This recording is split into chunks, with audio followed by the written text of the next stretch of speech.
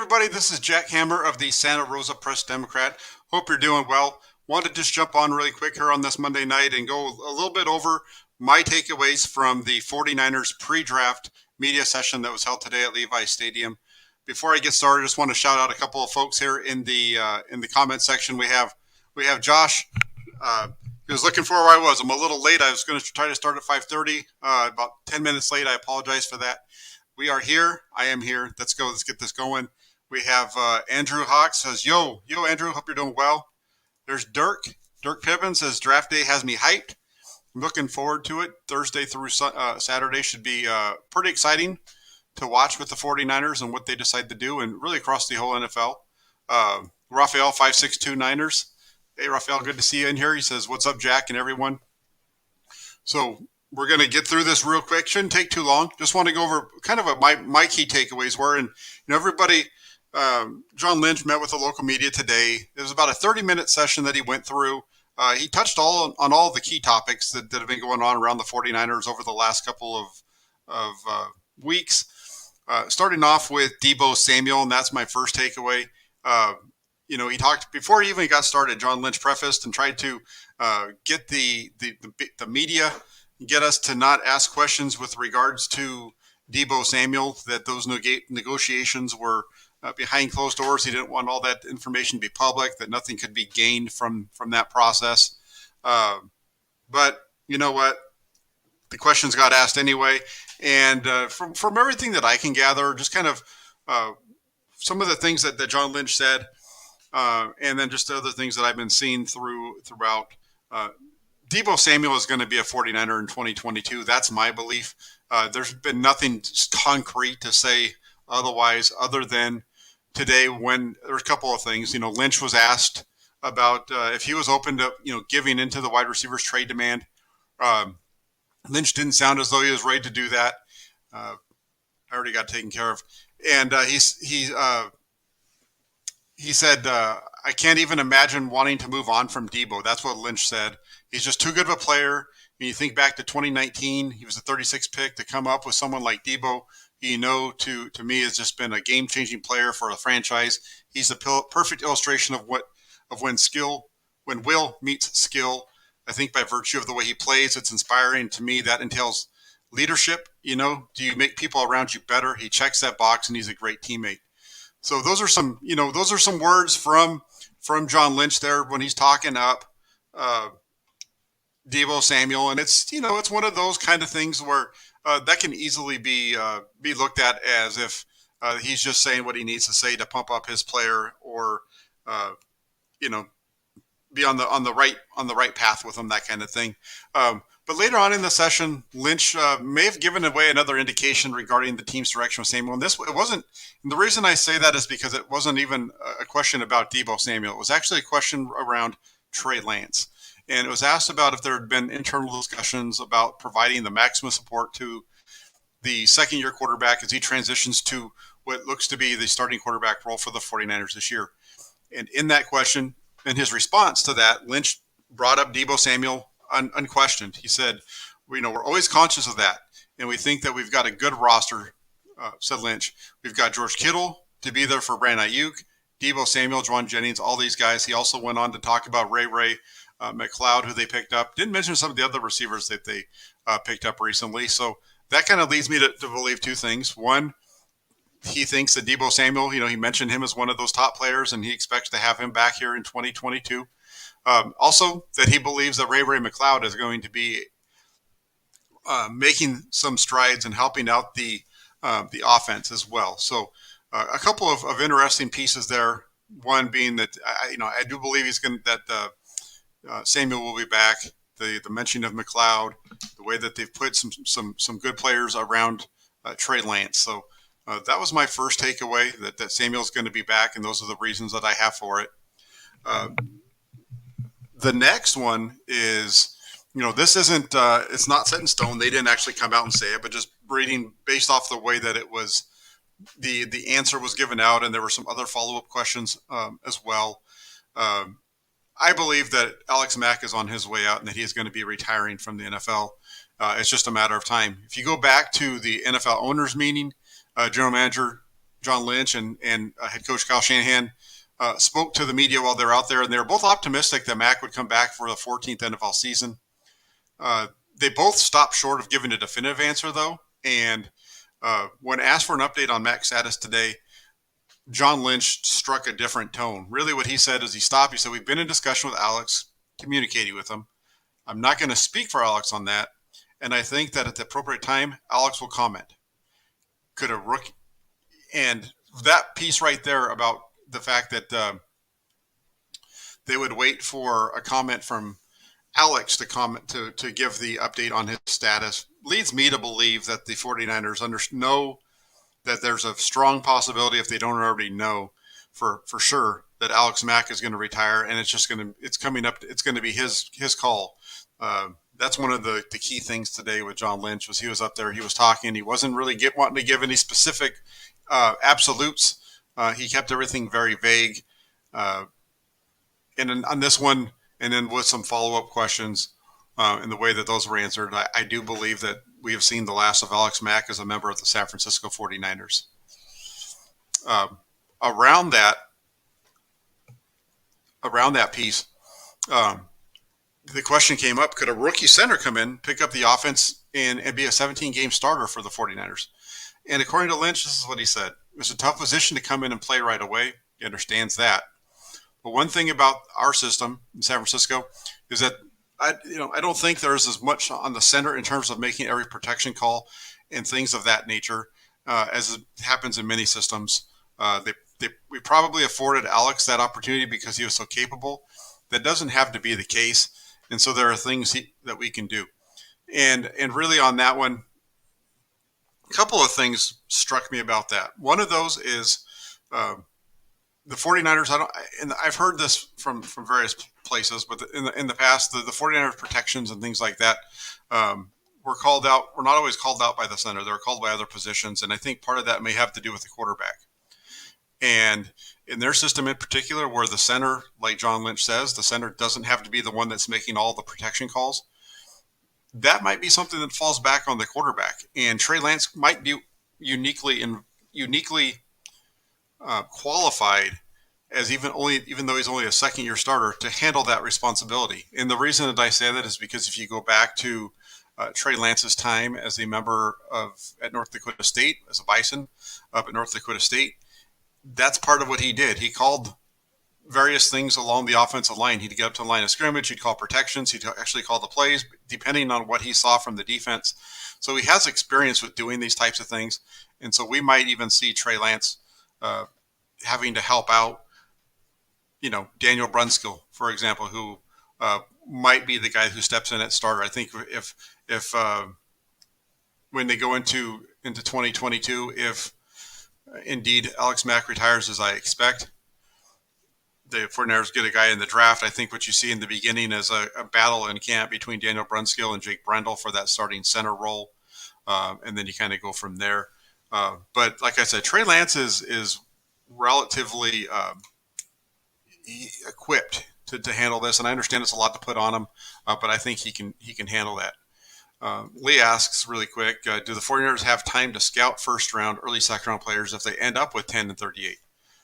The 49ers have been doing scouting throughout the draft. I know that they've always expected that they were going to have 61, but if they do somehow end up with 10 and 38, which would only be through a trade of Deebo Samuel, I believe, I think they'd be able to know where the direction that they want to go. They haven't had very many of those players in for their meetings, at least as far as we're aware, because not all of their in-house 30, because they can have 30 meetings with prospects. That full list of 30, to my knowledge, hasn't been released. So we don't know everybody that they've brought in, but they might have brought in somebody that's going to be, at that 10 spot or between 10 and 38. So we'll see how that plays out. But I don't think the 49ers are going to be there anyway, because I don't think they're going to trade Deebo Samuel, and I could be completely wrong on that. And we'll find out in the next few days. We'll find out by Thursday. All right. The next one that I wanted to discuss really quick was that Lynch feels that the 49ers roster has become better. Lynch was asked about the common critique of the team, not really accomplishing their main offseason objectives. And those objectives include Deebo Samuel. He hasn't received that new contract that everybody kind of was pointing to. Jimmy Garoppolo is still on the roster. And the offseason as a whole has been somewhat subpar. A lot of folks believe that it's been subpar. To this point, I'm not one who believes that it's been subpar. I think it's been pretty close to what you would expect from the 49ers over the last couple of years. At least last year, I know in 2019 they were a little bit more aggressive, but in 2020 and 2021, not so much.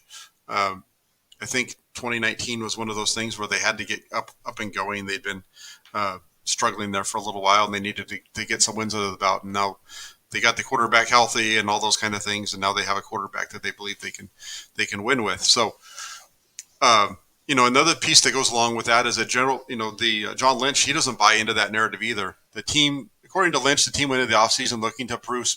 One of the positions specifically was on the special teams, but in improving on special teams, they didn't want to sign players who were only limited to that role. So they went out and they signed a player such as Oren Burks, who was a linebacker who started games for the Green Bay Packers last year and has the ability to do that and be a good depth piece at the linebacker position. And then they were able to get George Odom, who is an all-pro special teams player who made several starts last season for Indianapolis at safety in the secondary. So, another player that brings some versatility. And then Ray McLeod, who, as I mentioned earlier, John Lynch mentioned him today in terms of his ability to help out not only on the special teams, but also on the offensive side of the ball. And he brought up Ray McLeod specifically as one of those players that they brought in to kind of build around Trey Lance. So those three in particular, they all add value to the 49ers special teams units while also providing valuable depth at those positions I mentioned. So, overall, I feel if I was going to grade this offseason, the only reason that I would give it a C as an average is, which is average, is because of the fact that Jimmy Garoppolo is still around and we haven't seen Deebo Samuel get done. Not that I expected Deebo Samuel to get done by now. I expected Deebo Samuel's contract to come in July or August like the others.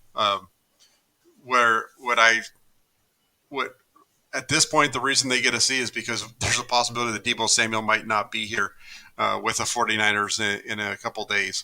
And if that's the case, that's a big issue. That's a big problem. And we'll see what the direction that they go there.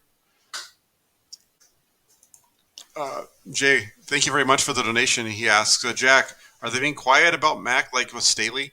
Impression of McGlinchey? What are the ramifications of picking up Bosa's fifth-year option? Thanks for that last piece there, Jay. I did not mention that yet, but the 49ers did decide that they're going to pick up the fifth-year option on Nick Bosa. So let's go through these questions one at a time. Are they being quiet about Mack like with Staley? I think there might be some being quiet on purpose there.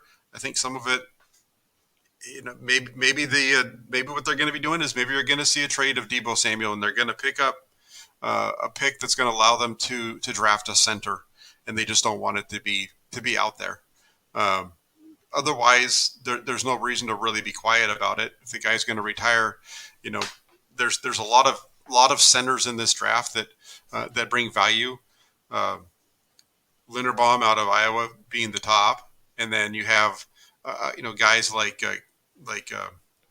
Cam Jurgens out of Nebraska, who is a favorite of former 49er Joe Staley.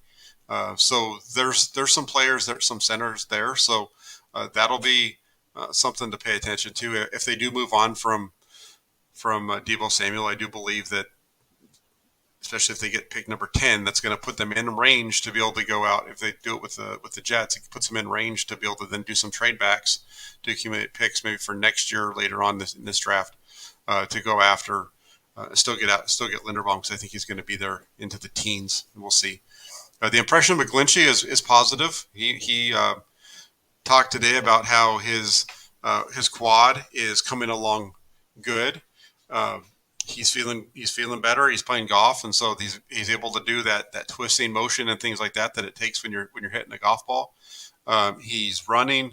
He feels like he's ahead of schedule, that he's going to be ready to go when training camp starts up for the 49ers. So all those are good signs for McGlinchey. He also talked about how in his he had been dealing with some tendonitis, in that area already. And so by having the new tendon placed in there, he's hoping that maybe that'll help clear some of that up and get a new tendon in there and not quite dealing with all that inflammation and things like that uh, they've had in the past. So, and then last but not least, the ramifications of picking up Bosa's fifth-year option.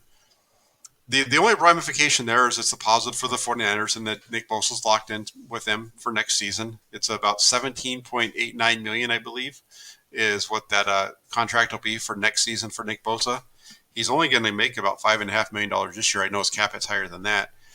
So that's a nice payday. It doesn't preclude the 49ers from going out and redoing Bosa's deal. It just means that they've decided they're going to keep him for next year. Now, when I say decide that they can keep him, got to take a step back.